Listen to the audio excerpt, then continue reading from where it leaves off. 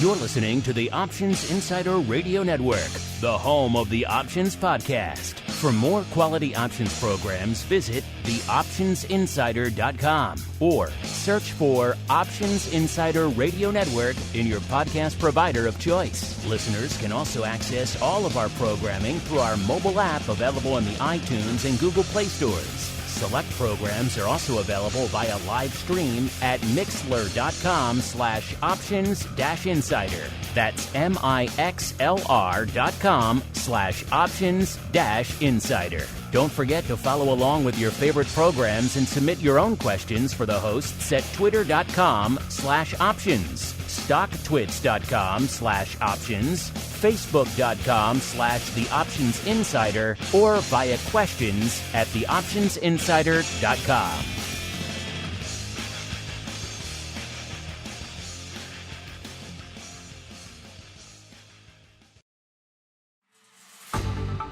Welcome to Volatility Views, the premier program for volatility traders. Each week, we'll take a deep dive into the world of volatility with in-depth analysis, trading activity reviews, strategy breakdowns, cutting-edge education, and much more. We'll also bring you exclusive conversations with the traders, researchers, and asset managers who are reshaping the volatility landscape.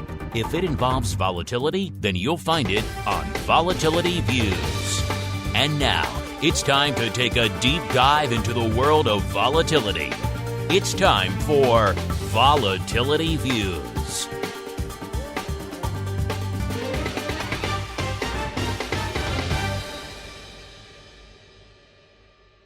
All right, everybody. You might be surprised to hear that music. If you're listening on demand, maybe not, because you're getting this at your usual bat time, your usual bat channel, but we are recording this one day early, listeners. A little bit of a quick hit, a little bit of a Just the Facts, ma'am, edition of Volatility Views, recording right after TWIFO, This Week in Futures Options, on Thursday. Why? Because I have other pressing business on Friday. I will not be able to attend our usual showtime. I didn't want to leave you guys and gals hanging out there, so I thought we'd record a quick hit. We have the once and future Dr. Vix joining us on TWIFO today, so it seemed a waste to not take an opportunity to pick his brain on a little bit of vol as well. So all you folks hanging out there in the live on the pro side, hey, you're getting this in your ear holes right now. Congratulations. For those of you on the on-demand side, we'll cut something together for you so you have a little bit of extra something in your feed. Not going to leave you hanging out there. It's a vol-filled week, at least to the downside. So we want to make sure you got a little bit of content in your life. And Mr. Once and Future and Now Present Vix, a.k.a. Mr. Russell Rhoads, the professore extraordinaire over there at the KELLEY School of Business, and also the author of one or two or half a dozen vol-oriented tomes.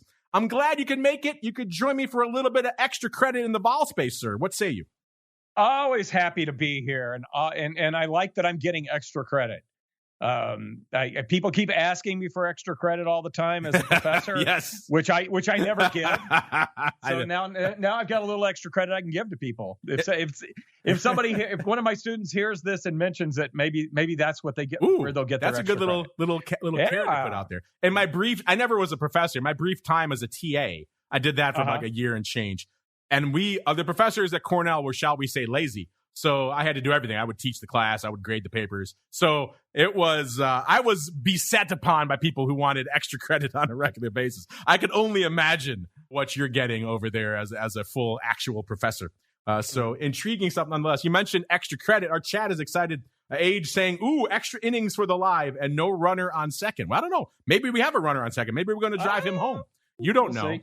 A little bit of a veiled shot at the new baseball rules, I see. Maybe not a fan out there, Mr. Age. I don't know. I'm not a big enough baseball guy to weigh in. But anything that kind of makes the game a little bit more exciting, I'm kind of down for. So if you're hanging out, I've been to some of these, double headers down at the Sox Park where you're there for like 15 hours and it's 1-1 at the end. I could see maybe something that could jazz it up a little bit. But you know what's jazzing things up right now, Mr. Rhoads? It's the markets. If you're a bull, you're in happy camp again. You're wearing your happy pants. Because as we're coming into the end of the session here on Thursday, one day ahead of our usual recording time, listeners, S&P once again feeling its oats, up about 0.6%.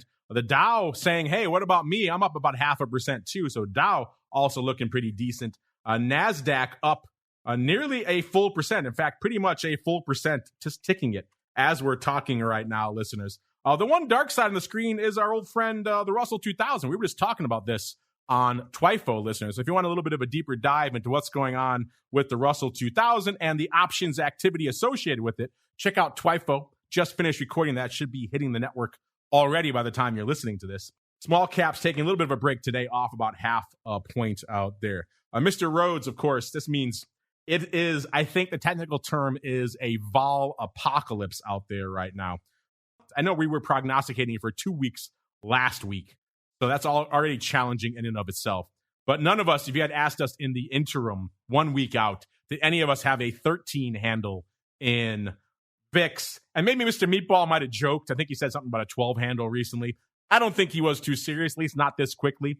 But here we are, a 13 handle. We were just making a big deal about kissing a 15 handle, Mr. Rhoads. That was just a couple of days ago. When we hit 14 just yesterday, I was like, oh my goodness, that's really starting to get down there. 1360 as we're kissing off the show, Mr. Rhoads. So I guess nobody wants vol anymore. Vol is now going out to the woodshed to be slaughtered, sir. What is your thought on just this crazy vol apocalypse week, sir? Well, I'm not terribly surprised that VIX is down a bit this week. We're you at the very end, you always say, where can they hear more from you and everything.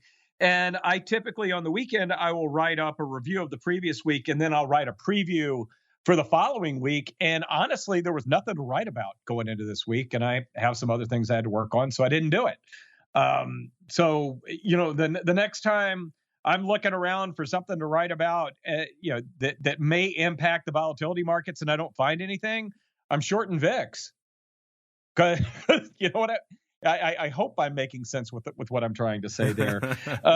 The really cool thing at the moment, would you have guessed a 14 handle on the June future? No, I would not. And the spread has crushed between the two. It's about 235 or 135 right now. Only $1.35 between the two, and that's the kind of number I would expect if next week were June settlement, but it's not. We're still a week and a half. Yeah, away that's from what's June fascinating. It's not next week. So yeah, this is very interesting to me, and I'm going to go out on a limb here. I'm thinking about buying some 15 calls. Oh, look at you. I'm giving serious. I'm thinking about buying some 15 calls because we do have that Fed meeting next week. Right now, the potential decision has gone back and forth between when you look at the futures markets between a potential hike or no hike. Right now, they're looking at no hike, but I feel like they're going to have to be very, very careful with the language this time around. And I wouldn't be surprised if people find things they don't like in the language. So I wouldn't be surprised if we get maybe a little volatility leading up to the meeting. And a little volatility next week out of the meeting as well. So this is the first time I've probably said I'm thinking about being long volatility since before I knew I had to wear a mask on a plane. That's funny because you used to be all the time buying the upside in the crystal ball. I know. That was your role. And it was my role. You have abandoned that of late. We just got off the TWIFO program. Obviously, a lot of great tools for CME we talk about there. One of the ones we haven't talked about in a while, the Fed Watch, a very useful tool, especially right around now, listeners. And it's pricing in about 72% probability of nothing, of an unchanged at next week's meeting, and about 28% for a quarter point hike out there. I'd be surprised if that doesn't evolve a little bit as we get a little bit closer to the meeting. It does seem like I just saw an article pop up right now as I was looking at Market Watch about the possibility of a hike popping in there. So I wouldn't be surprised if maybe we see some of those probabilities of a hike maybe tick up a little bit next week. Does that intrigue you, listeners? Are you thinking about loading up on some upside? I will mention, Mr. Rhoads, I was very happy to see that spread collapsing between the June future and the cash, because I'm not sure if you recall, but way back at the beginning of the year, I'm not sure if you were on the episode with us or not. I know the Meatball was, but we saw a huge print going up. I think it was maybe late January, maybe early February at the latest. We saw a huge print, well over 100,000 going up, of the June 15 puts for, I think they were on 8 cents. Do you recall that? I don't recall being on that program, but we talked about this extensively when I was on with you last week. Yeah, exactly. So these were ridiculous. We laughed about it at the time. We said that was a terrible fill. They could have done better. So just to prove it, And just to annoy this person who bought 100,000, we went out and bought all we wanted for like 7 cents and below. And so it was a fun thing. It was kind of just content, a bit of a lark for the show. I had completely forgotten that I even had bought those, Mr. Rhoads. And then last week, all of a sudden, I opened up one of the accounts that was associated. We have a bunch of different accounts here, obviously. And I was like, wait a minute, what's this little surge of green in this random account here? And sure enough, it was those puts firing to life. I unloaded a good chunk of them last week for $5. And now I'm working the rest for $1, and they're close to getting filled. Is that not that you're talking well over a 10x on these stupid puts? So that shows you what kind of crazy, nonsensical, rarefied downside vol we are in right now. When the 15 puts are paying off at an 8 to 10x, Mr. Rhoads, you know you're in some 2017-esque vol space, sir. You can sell them for 80 cents right now, and then you're paying for dinner. Yeah. Well, you did buy those Boyle 10 puts.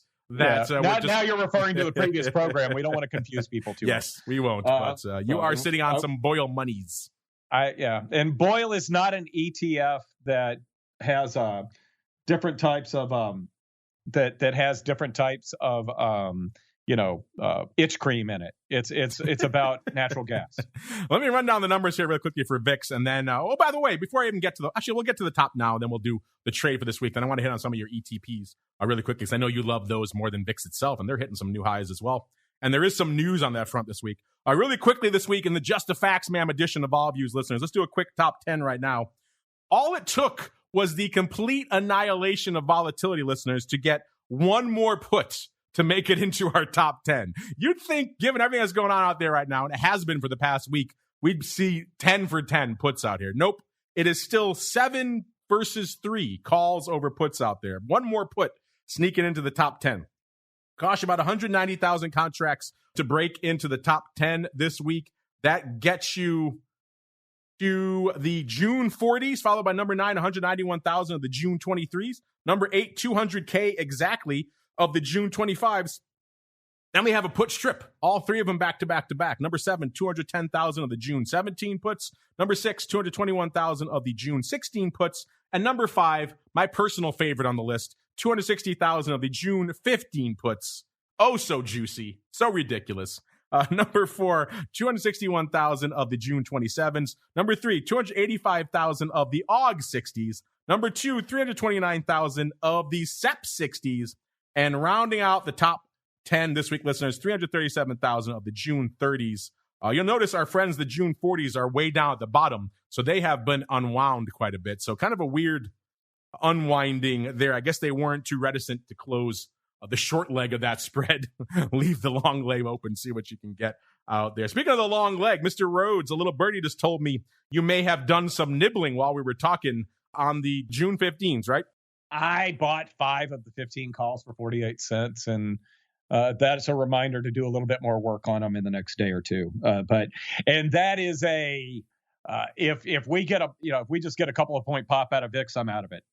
I'm not. This is not something that I'm.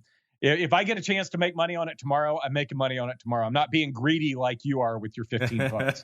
I can say maybe I'll put some of my ill-gotten 15 put gains to work on the other side of the strike.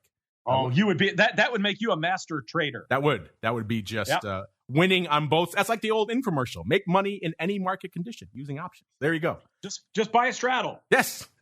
Just leg into straddles and VIX, and all of your worries are behind you. You like that, listeners? You like loading up on some, not even 1 week. Got a week and a half or so on those June 15 calls for a little bit shy of 50 cents. You like those? Are you a buyer there? We do have the Fed meeting next week.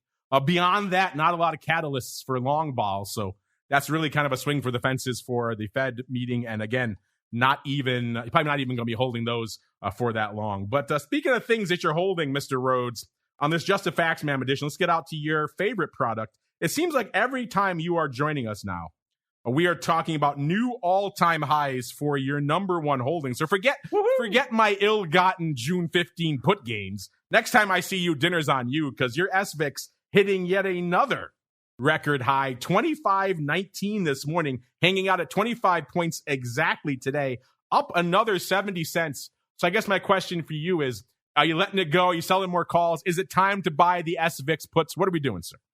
I've sold a couple of calls. I probably have sold calls against a quarter of my position that are in the money now. We only have monthly options on this thing, so I'm gonna lose some of my shares at 23. It looks like. Oh, you poor suffering bastard! I'm not. I'm leaving it alone. I'm just This is kind of like you said. It's about half my portfolio, and I really do like having a long-term short volatility position in my portfolio. I understand the risks. I understand the short-term risks. The price action in 2022 really gave us a chance to load up in a short volatility product, and this, in my mind, this equates to being long equities. And where I trade in and out is in the equity products. But I leave my short volatility position on. I do own a little bit of ZIVB too, which is the midterm short volatility product. It got introduced a couple of months ago and instantly went down below its offering price of 15, and now it's up a little bit above 17 or so. And honestly, I own that one just to remind me to keep an eye on it. Just remind you that it exists. Yeah. I don't fault you for that. Every time I get the urge to maybe short a little bit of SVIX, I start looking at the put markets out there, and I'm reminded there are no weeklies. Things are still kind of thin. So I end up going out to VIX anyway. So if I'm going to do this, I like your play, a little bit of your VIX 15s, something along those lines. I probably would do that before I load up on a bunch of downside here in SVIX. Plus, that's been a losing trade for a while. So and you need a bit of a move to even get these trades to pay off out there in SVIX for the liquidity concerns we've discussed earlier. I probably would do a downside fly or something if I was going to do anything out there. I've had a little bit better luck with those, which sounds strange in a liquid product to say you're getting multi-leg trades off, but I have had decent success with those, which is kind of ironic, but that's kind of where we fall. Speaking of ironic, sir, or maybe perhaps just much delayed, how long have I been saying on this show, sir, that they're letting UVXY just go to die? They didn't care about it. It's at about 2.25 right now. They're not going to reverse split this thing. They're just letting it go to die. Well, Twitter was very pleased to let me know this week, Mr. Rhoads. Our Twitter account just lit up. Have you seen this? Have you seen this? Everybody wanted me to know that the reverse split is in. So yes, we are getting it. The news has been announced, listeners. UVXY no longer being let to die. They're actually taking some proactive steps to make you want to consider trading this thing again. I believe it is June 23rd that the split is going into effect. It will be 10-for-1. So you're still getting to around 22.5 at today's level. So not exactly exciting. I would have preferred maybe a nice, I don't know, a 20-1, 15, somewhere in that realm. That gets me, a little bit more excited. Otherwise, we're just going to be doing this dance again in a few months. Same problem we have in UVIX. But then again, beggars can't be choosers. I wanted them to do something with this product to make it relevant to me again. And they have done so, Mr. Rhoads. So I am at least mildly excited. What are your thoughts on this much anticipated reverse split, sir? Oh, I wish they had done. I feel like they should have done more as well.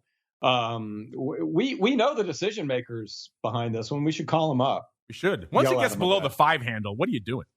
Yeah, exactly. I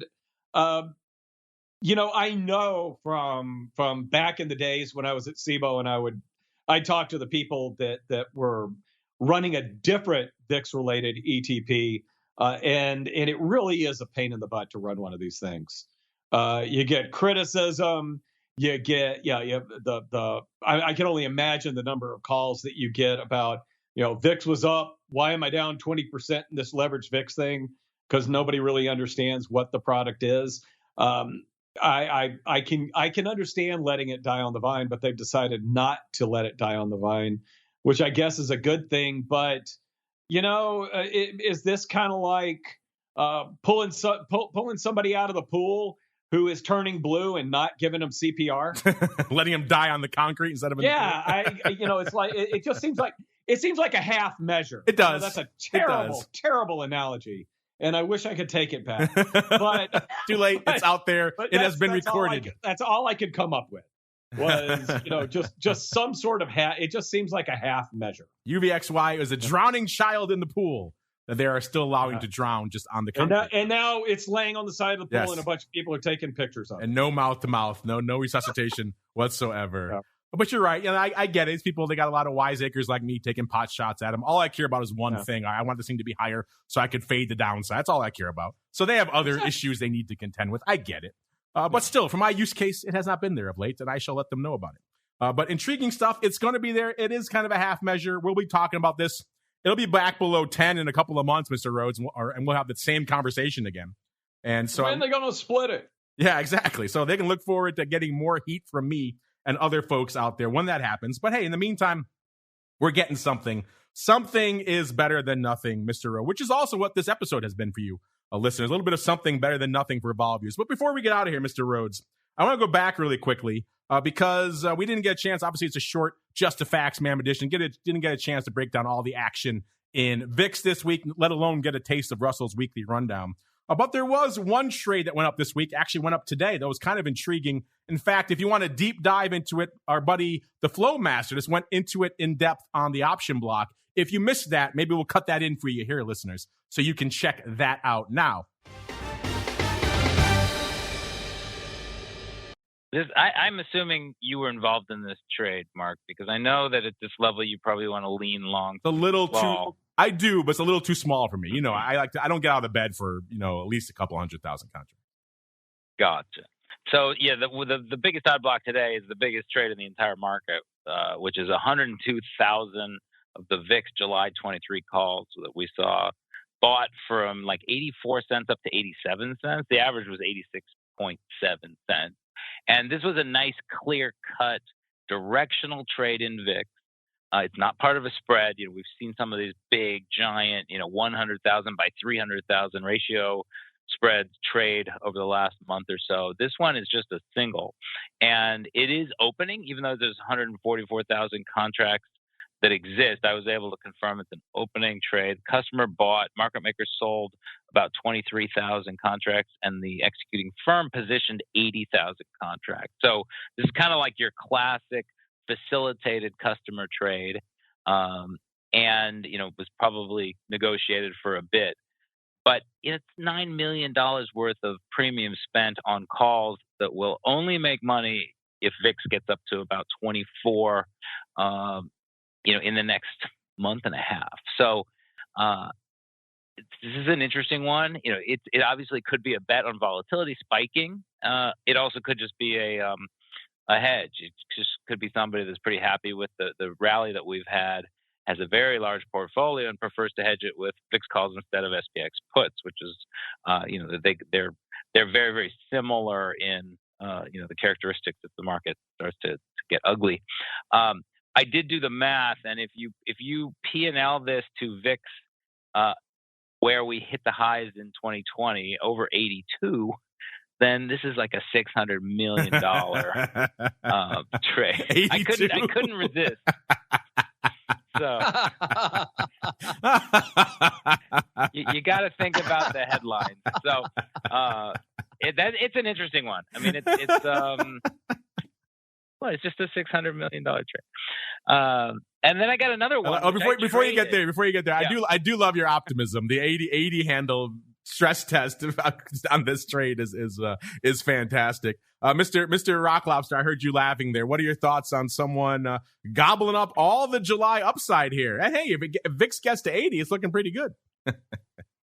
You know what? I tell all my students, if you want to buy those calls, that's fine. But you could also buy a 17 put for like $1.20. And in a week, that 17 put will probably pay for all those calls, even 100,000 contracts. So I love that people want this, but I think they forget that they could also be easily financed. That's the only thing I will say about this. I love the fact that people go after the calls and totally ignore the puts and VIX, but I'll leave it there. Hey, if they want some puts, I got some for them. Just hit me up, listeners, on IM. And by the way, I do approve of Henry's enthusiasm on the 83. That was great. Educating everybody. Why would you back test any other level than the highest level that VIX is hit? Go big or go home. I love it. No 30s or 40s for the Flow Master. He's right to the top of the mountain.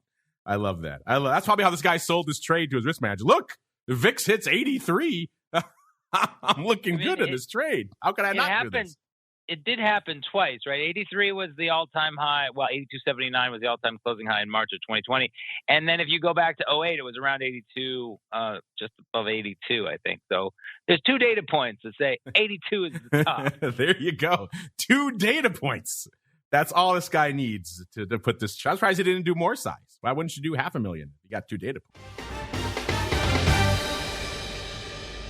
But if you did miss it, or maybe you just want to hear some other viewpoints on this, Mr. Rhoads, I know you noticed this one today as well. An intriguing trade. It's not all puts all the time. There are some calls, including today, nearly 103,000 of the July 23 calls going up for around 86, 87 cents. It was facilitated. They did chunks at different prices, but that's kind of where it went out at the end of the day. So, Mr. Rhoads, an intriguing trade. Not quite your June 15s for $0.50, but in that ballpark, a little bit farther out of the money. Did you notice this trade, and what are your thoughts on it, sir? I didn't notice the trade until you told me we were going to talk about it. So then I started digging around a bit on it. I think it makes an awful lot of sense. Kind of expensive. You got to break even up almost at 24 or so. But we know it doesn't take a whole lot to get VIX back up into the upper 20s very quickly. And, just maybe taking it. We do see an inverse relationship between VVIX and VIX sometimes. And that's because VIX reaches such a low level that it brings out some call buyers. And I feel like that's what this trade is indicative of right here. Somebody's looking around for a way to get long volatility. And they consider, being able to pay under $1 for, 6 figures of the 23 calls and get, how many weeks would that be? I don't know, 7-8 weeks of potential vol spike exposure. Looks like a pretty smart trade to me, relative to, the future was around 1740 at the time. So even the July future's not at that much of a premium. Yeah, I thought that was kind of interesting. Our buddy, the Flowmaster, he made the salient point that if VIX spikes back up to 83, these calls are going to be looking pretty good. Now that is the kind of insight exactly you pay for. That was quality insight. We had a good laugh at his expense. And I love him, and he's the best. You know that I say that with a big smile on my face. I'm not nasty like everybody. It was an unexpected data point to come from him, which made it all the more sweeter and all the more hilarious. That's the Flowmaster. So if you want his detailed analysis on how these look if VIX gets back to its all-time high, spoiler alert, they look pretty good. Then check out the option block that's on the network pretty much by the time you hear this, listeners. All right, we held him for extra innings. We have held him long enough, listeners. Let's let him go back about his very busy day writing on his Substack. Mr. Rhoads, I'm glad you could join me for this impromptu kind of just the facts, ma'am edition of Vol Views. Did you have fun, sir? I had a lot of fun. You know me. If I'll talk about VIX until I'm, blue in the face, and God knows nobody in the household that I live in ever wants to hear about VIX. I did lie to you. I told you 10 minutes. It's been a half an hour, but we had fun. That's all right. We had fun out there at the end. You can't shut us up when you're talking about crappy VIX puts or SVIX new upside or all kinds of other nonsense. UVXY reverse splits. A lot of stuff happening this week. We had to get to it. So thank you for making this show possible, Mr. Rhoads. Before we go, if folks want to check out your Substack or your Twitter, where should they go? What should they do? Substack's my full name, russellrhoads.substack.com. Trying to do a better job of being active on it. And, definitely doing a review every weekend and then writing things up as I see interesting stuff during the week, and doing a Sunday preview when there's something to talk about. But like I said, going into this week, I just couldn't find anything of interest to talk about. And there's a lesson to be learned in that one too. Yeah. When VIX is boring, buy the puts. Yeah. So yeah, VIX was it looked like there wasn't going to be anything to talk about, and if there wasn't going to be anything to talk about, probably should have taken a look at getting short volatility.